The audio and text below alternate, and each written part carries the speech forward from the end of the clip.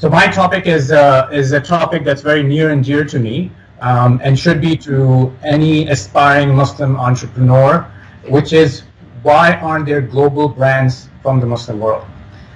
So I'm going to be doing a assessment of the global brands that are out there. Why aren't really any global world-class innovations or brands at the level of Apple or Google or Samsung or Sony, etc., don't exist from any of the Muslim majority countries at least, and why is that? And give a very practical perspective on what will help us get to that level.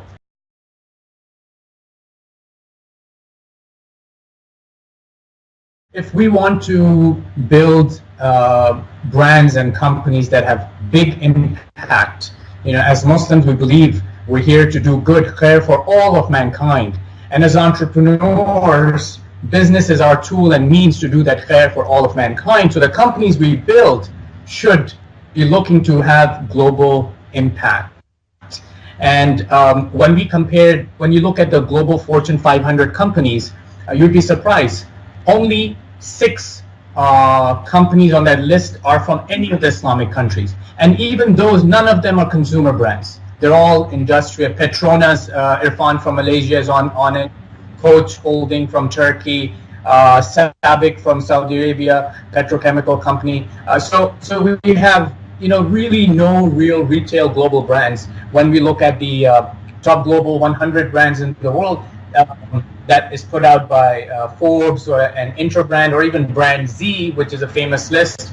None of the brands in their list have ever been from any of the Islamic countries. So coming back to what are Muslim entrepreneurs missing, what I'll be sharing is a study we did comparing these global brands with the top companies and brands from the Islamic countries, such as Proton from Malaysia or Indofood from Indonesia or Almarai or Savola or Ulkar from Turkey, etc., to see why aren't we able to create global brands. So I'll be presenting a framework of what we think as startups, as entrepreneurs, we should be thinking and working on in order to get to that as our end state. So if you're an entrepreneur, you might get very excited about AI. You might get very excited about digital marketing. I want to do something with it. And as a Muslim entrepreneur, I want to do something for the community. But if you're going to spend the rest of your 4 or 5 years or 10 years on this labor of love, you better ideally structure your approach, your business model, your thinking of what service, what problem you're solving in a way where it can have a global impact rather than being a very micro. So I'm going to be talking about 4 or 5 key elements of a framework that I believe that's needed. One is a global proposition, having a global proposition that's universal, that applies and appeals to a wider global audience. And if you look at all the global brands, when Google started, they wanted to solve the problem of finding information for everyone. So that's one aspect. The second is it has to be original. It has to be authentic. It has to be innovative, not copycat stuff. Nothing wrong with copying models that exist and applying into our communities and region. Nothing wrong, I'm not. But if you really want to go big, you have to have an original proposition in the market. And from a Muslim and Islamic point of view, there's an ethical aspect, there's a social impact aspect. So a lot of authenticity from Islamic ethos, I believe there's much to be offered into the world in terms of such proposition. Finally, the last 2 elements are about more operational excellence, and one is around customer-centric marketing. So, a lot of us now, younger entrepreneurs, are excited about digital marketing, which is the driving force as much of the consumer base is online and increasingly getting sophisticated. But you have to have a full view, as in marketing terms, the marketers call omni-channel, omnipresence. You have to be present also offline and really be customer-centric. What's your target audience? So I'm going to talk about a little bit of global marketing excellence. And finally, as Muslims, we have to have ihsan and excellence in what we do. So the importance of operational excellence is very important, from the business model to business processes, how you manage execution is part and parcel of being successful. You might have an amazing idea, you might have an amazing purpose to do good for Muslims, but if your operational excellence is not there, and we see that, I see that in our advisory work. So that's sort of a framework I'm going to present, inshallah.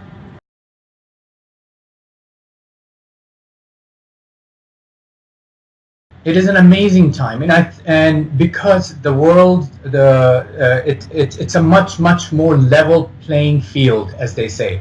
Right? I mean, it used to be 20 years, 30 years ago. If you were not a Microsoft, or if you're not a big enterprise, it was really hard to break through. Today, tables have turned. Disruption is happening. Anyone, anywhere, given this technological access, you, Irfan, I here sitting in Dubai, or someone in Karachi or Istanbul has access to the whole global marketplace. And for you to launch and initiate something, especially in a services field, it's amazing. I mean, businesses are being disrupted, as we all know, in multiple sectors, even in manufacturing, giving the efficiencies with digital services. So it's an amazing time to start businesses, build brands.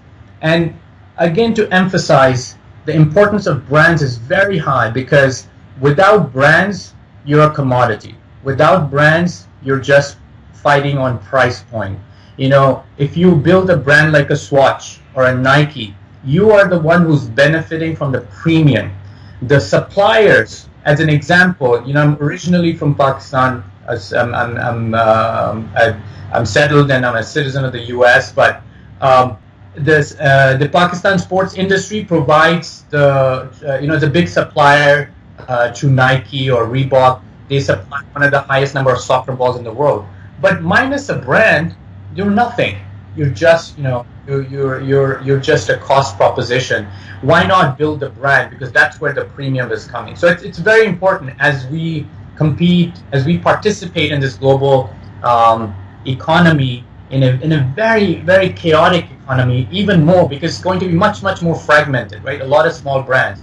You have to compete for your mind share and loyalty, and that comes from having an amazing brand, which is not, by the way, I want to be very clear, brand is not equal to logos, right? So it's the whole experience. When you think of Apple brand, it's the experience of the whole product. That is the brand. It's not just the Apple logo. If that was the case, Apple would not be where it is today. So yes, I think it's an amazing time. I'm looking forward to the event. I think it's going to be an amazing event. I'm looking forward to hanging out with a lot of my friends, and getting inspired by a lot of the entrepreneurs who are just, mashallah, doing amazing things as Muslims, as entrepreneurs, as wanting to do good for the world.